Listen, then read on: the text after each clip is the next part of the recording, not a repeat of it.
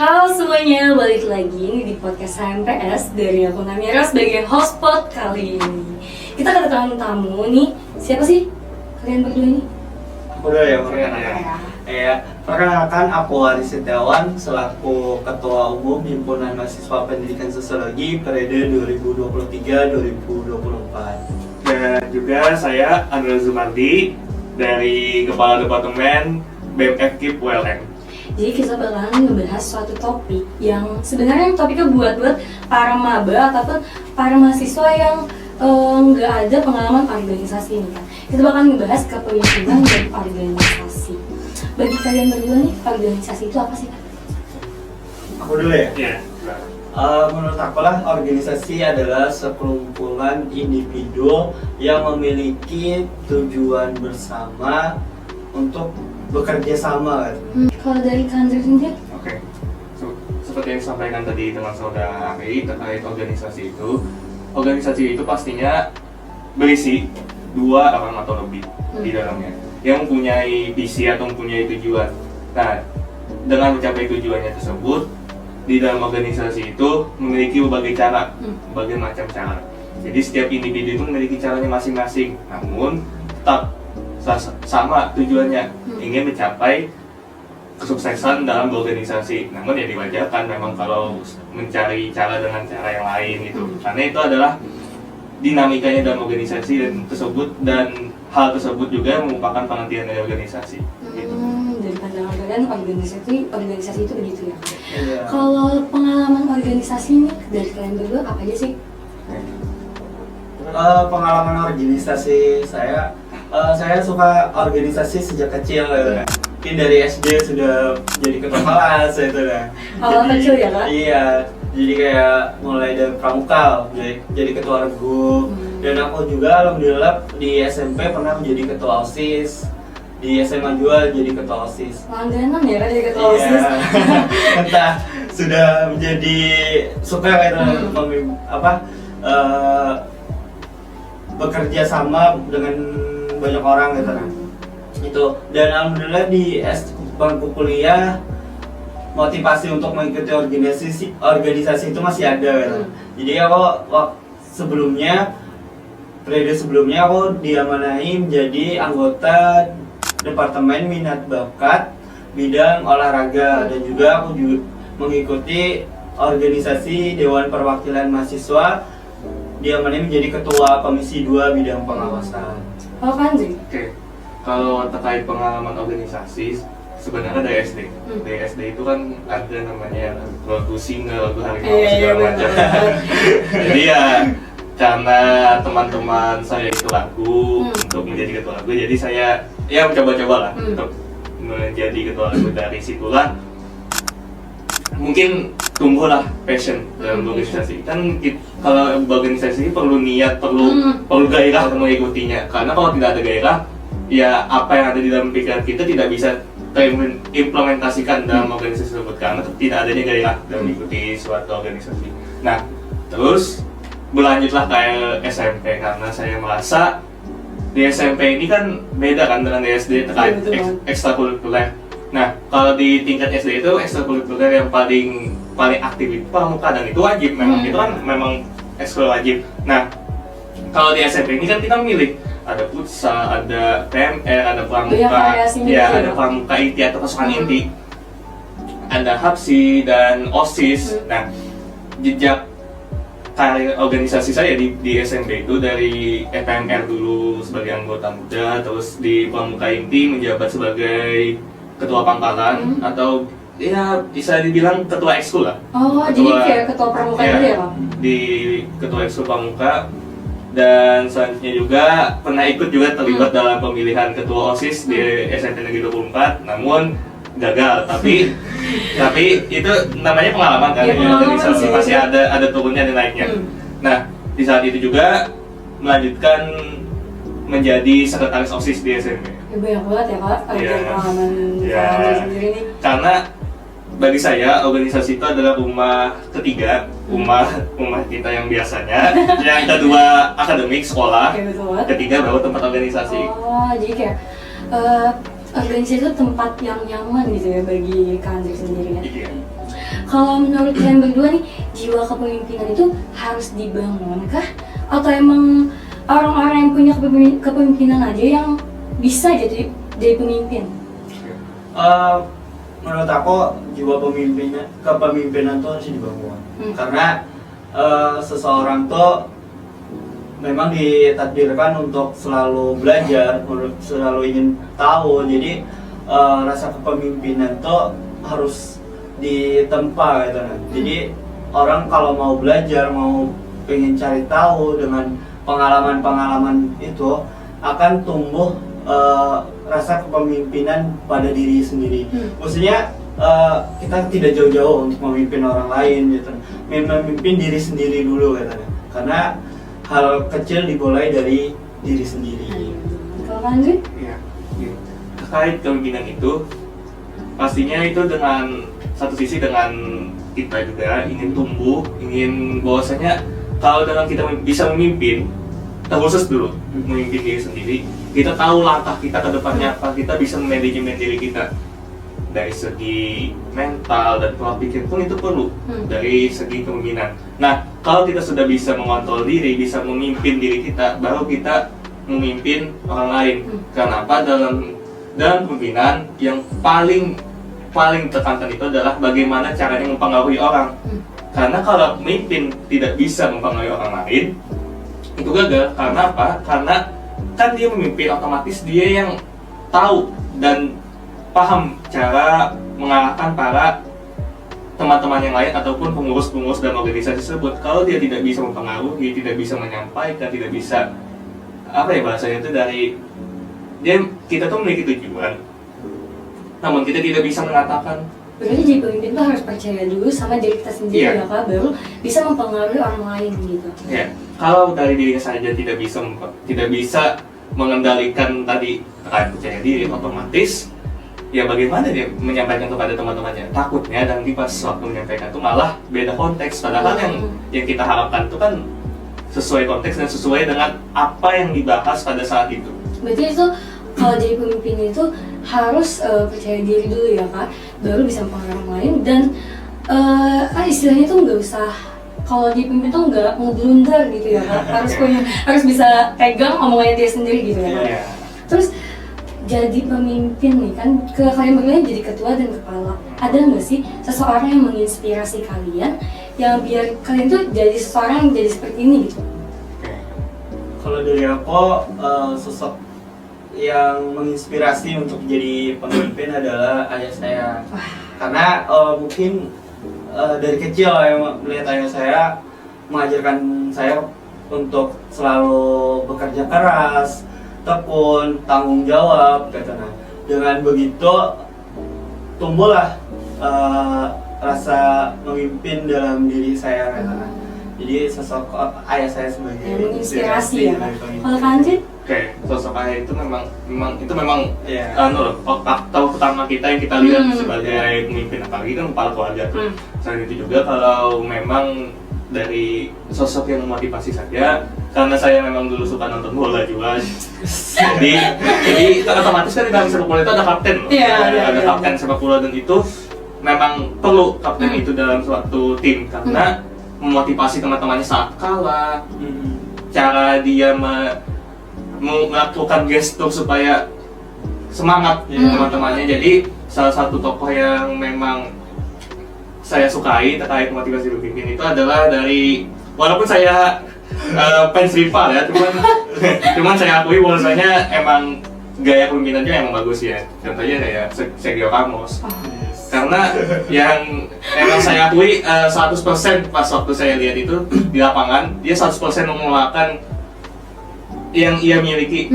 Entah dia itu sudah bisa dibilang cedera apa segala macam, intinya apapun untuk tim saya lakukan. Berarti all out gitu ya sebagai pemimpin, dia harus karena dia tadi dia memimpin, dia menderita, tapi dia harus tetap ingat timnya butuh dia gitu. Berarti itu jadi pemimpin itu harus dari diri sendiri kan Kak. Dari kalian sendiri pernah nggak sih jadi kayak malas buat berorganisasi gitu?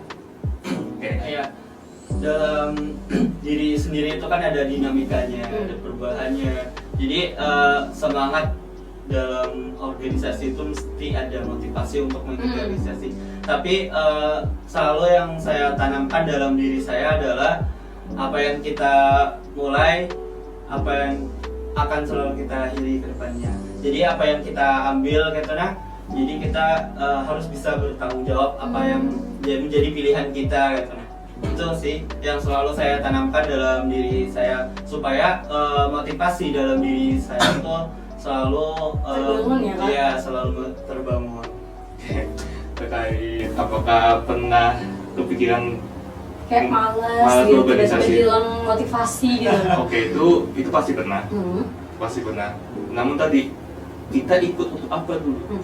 Karena itu tidak bisa dipungkiri bahwasanya itu memang ada dalam organisasi, apalagi dalam teman-teman kita. Ada kalanya kita burn out atau merasa kayak bosan, capek tiap hari, tiap hari memikirkan program kerja, memikirkan apa lainnya lah.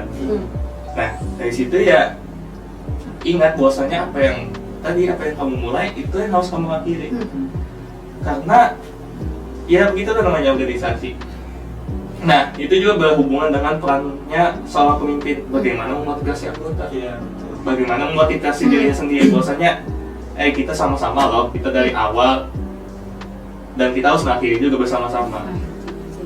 Kalau untuk kita bahas kepemimpinan, gaya kepemimpinan apa sih yang kalian keluarkan gitu? Saya selalu dalam berorganisasi menerapkan kepemimpinan yang demokratis gitu. Jadi seluruh anggota bebas untuk menyuarakan pendapat, aspirasinya katanya. Jadi aku malah suka nih dengan anggota diskusi yang aktif katanya. Jadi tidak hanya satu orang saja yang bersuara gitu. Iya, bersuara. Jadi dengan banyaknya orang yang bersuara itu kan munculnya ide-ide gitu. Dengan adanya ide itu muncullah ide baru katanya. Jadi banyak orang tuh banyak pemikiran baru gitu. Iya, betul sekali. Jadi dengan adanya ide-ide itu kan dapat kita pilih nih yang mana yang baik untuk ke depan gitu nah. Itu sih. Jadi demokratis. Kalau Andri? Oke. Dari aku sendiri ya, aku mencampur ya. Karena ketua itu pasti memiliki otoritasnya otoritasnya sendiri. Karena tadi pastinya dalam suatu organisasi itu penting namanya adanya demokratis atau demokrasi. Karena apa? Karena hadirnya demokrasi itu dalam organisasi membuat anggota itu lebih komunikatif. Karena dalam organisasi itu penting komunikasi. Karena tanpa ada komunikasi takutnya ada kesalahpahaman, ada ketidakpemahaman satu sama lain. Jadi dengan hadirnya demokrasi itu boleh bahwasanya anggota itu mempunyai hak untuk bersuara. Selain itu, dengan adanya komunikatif itu, dia bisa memunculkan inovasi di dalam otak. Masa kalau dia tidak komunikatif tapi memiliki ide yang banyak di otak, tapi kan itu membuat dia tidak bisa menyampaikan apa yang di dalam otak. Nah, dengan adanya komunikatif, dengan adanya budaya demokrasi ini, membuat orang itu berkembang. Nah, selanjutnya tadi apa? Hak prerogatif ketua atau pemimpin. Nah, itu penting karena ada kalanya kita tidak bisa menunggu saat berdemokrasi saat itu bisa. Ada kalanya kita harus memutuskan sendiri. Karena kan memang keadaannya begitu. Anggapannya begini. Kita kalau ada suatu bencana kebakaran, apakah kita diskusi dulu gitu? Ya berarti kayak buang-buang waktu ya? Ya, ada kalanya memang kita harus gini kamu bertugas ini ya layaknya pemadam kebakaran lah. Kamu bertugas mencari air, kamu bertugas memasang tadi untuk penyemprot air. Itu kan emang kalanya harus ada keputusan sendiri karena pemimpin itu perlu adanya kayak decision making gitu ya. Problem solvingnya harus jalan, segala macam kayak gitu. Ya itu pastinya harus bisa memposisikan diri seorang pemimpin. Harus bisa baca situasi ya. Iya. Kalau masalah keterbukaan nih Kak, transparansi itu penting nggak sih Kak? Penting banget. Supaya membangun kepercayaan dengan anggota. Jadi tidak ada yang ditutup-tutupi gitu. Tetapi ada kalanya juga kita harus tidak transparan gitu. Misal ada masalah pribadi nih dari anggota, atau kan tidak boleh dong kita Ceritakan kepada orang lain jadi gitu. kita harus juga menjaga privasi orang gitu. Tetapi apabila terkait dengan organisasi, misal ada masalah yang perlu kita selesaikan bersama, tuh perlu transparansi supaya ada perbaikan ke depannya, evaluasi gitu sih. Ya. Tadi karena dengan hadirnya budaya demokrasi lebih terbuka satu sama lain terkait organisasi tersebut, karena yang kita perjuangkan adalah organisasi. Namun tadi apabila terkait individu ya tidak bisa transparansi. Nggak bisa diceritain ya. Karena kita beranggapan bahwasanya orang bercerita pada kita berarti dia percaya kepada kita. Dia percaya bahwasanya kita tidak membocorkan ceritanya kepada orang lain. Betul banget Gitu sih, kan. gitu. Jadi kalau terkait organisasi oke lah, masih bisa untuk Iya. transparansi, tapi terkait individu mohon maaf. Hmm. Itu kan harus ada persetujuan dengan orangnya langsung. Iya, dengan Langsung individunya. orang terkaitnya ya. Iya. Makanya kalau orang terkaitnya nggak setuju terus kita ceritain malah Nggak. jadinya kepemimpinan apa ya ini Iya. kayak gitu ya kan. Terus untuk kedepannya nih dari Kak Ari sendiri, Kak Andri sendiri, ada nggak sih posisi-posisi ataupun organisasi yang pengen diikuti ke depannya gitu? Oke. Kalau Kak Andri, bisa kan dulu nih. Kalau dari aku sendiri, aku tetap melanjutkan organisasi yang ada di lingkungan kampus, masih di dalam internal kampus. Karena ya namanya belajar itu tidak pernah Iya. berhenti, harus selalu berkembang, harus selalu berinovasi ya di dalam organisasi, apalagi dalam kampus kita gitu. Karena itu tadi tidak ada niat untuk mengikuti organisasi eksternal. Itu apa? Karena aku berpandangan bahwasanya mahasiswa itu boleh ikut organisasi internal, boleh ikut organisasi eksternal. Intinya kalau tujuannya berkembang, tujuannya mencari ilmu, ya tidak apa-apa. Jadi tadi itu aku memang lebih terfokus di organisasi internal kampus. Iya.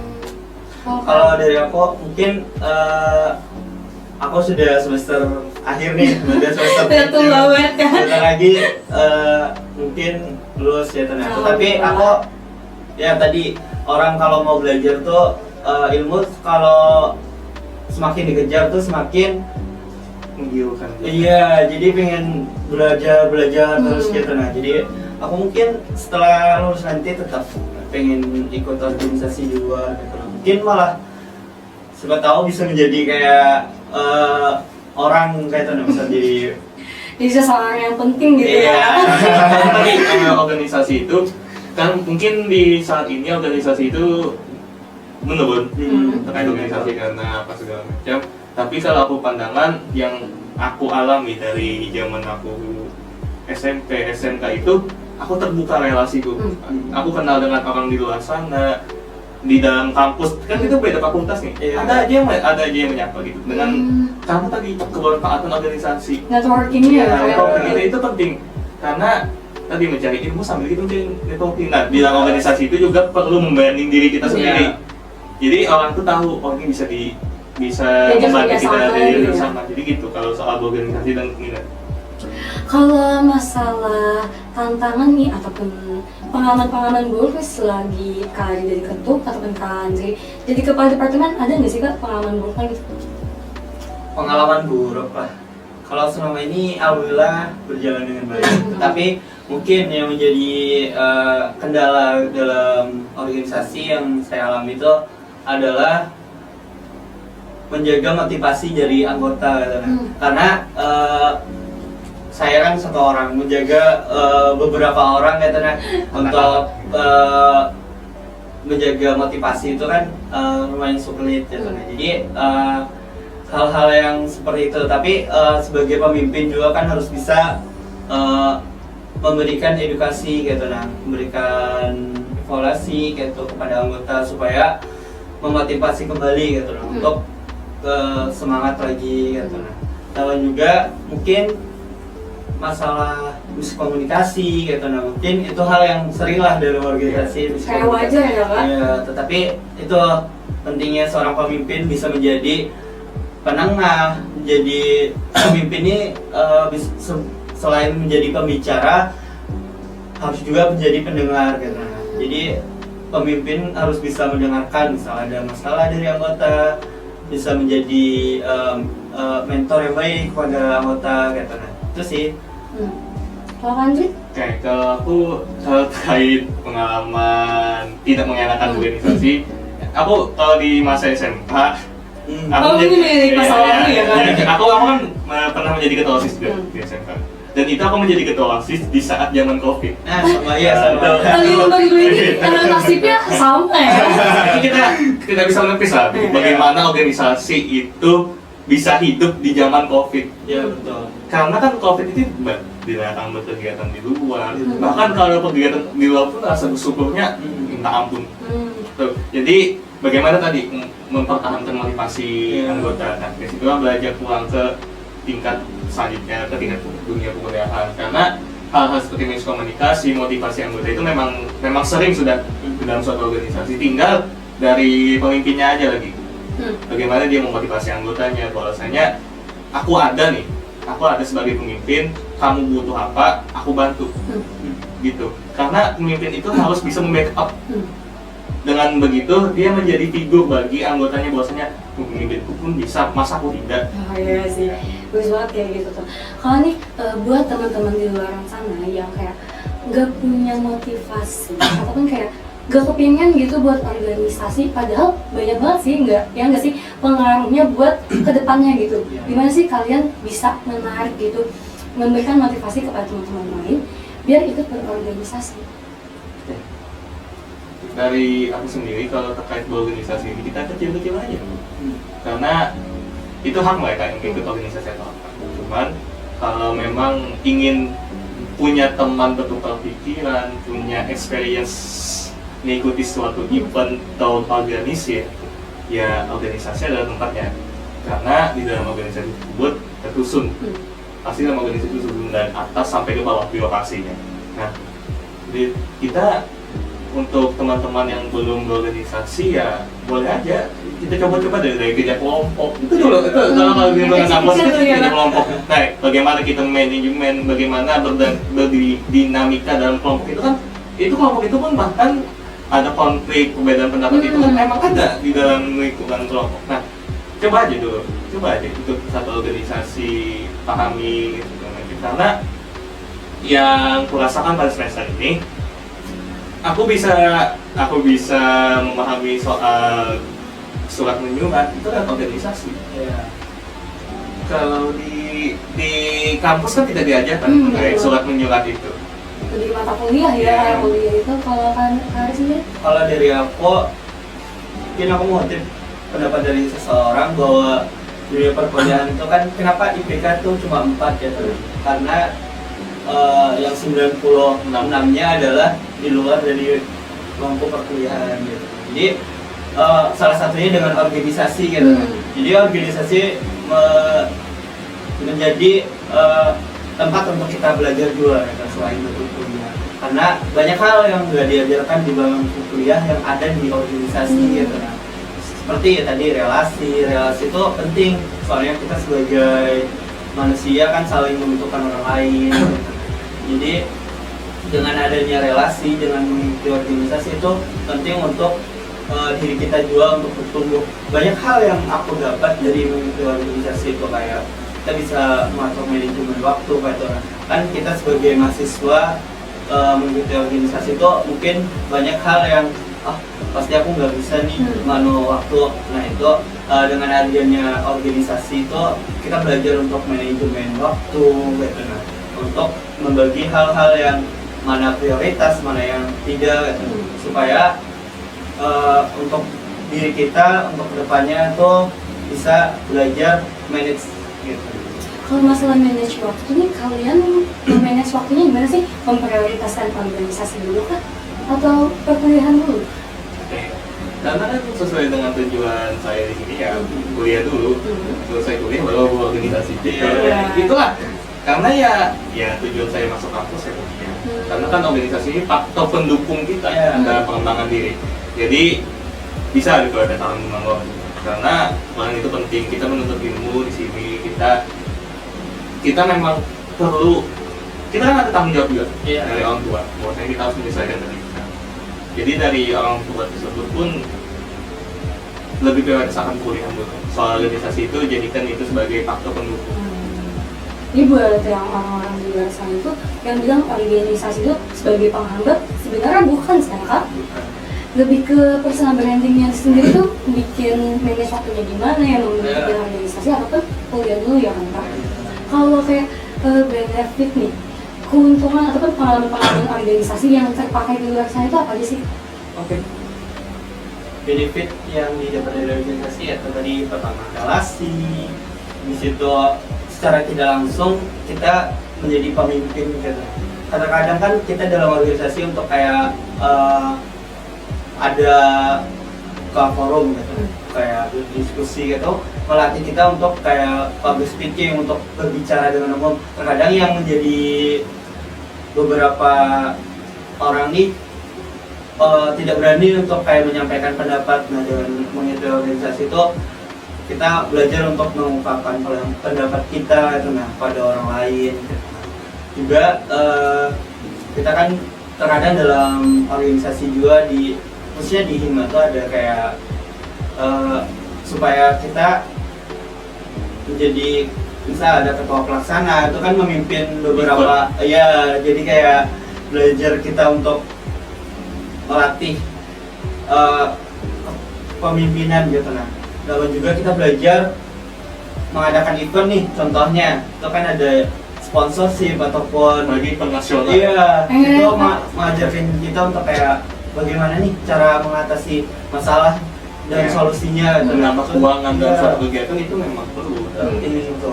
Nah, kalau terkait tadi benefit yang didapatkan tadi kita sudah disampaikan oleh ketua ahli bahwasanya tadi dari manajemen event itu kita berdampak banget apabila, karena aku di semester ini kan aku sudah melaksanakan magang nih.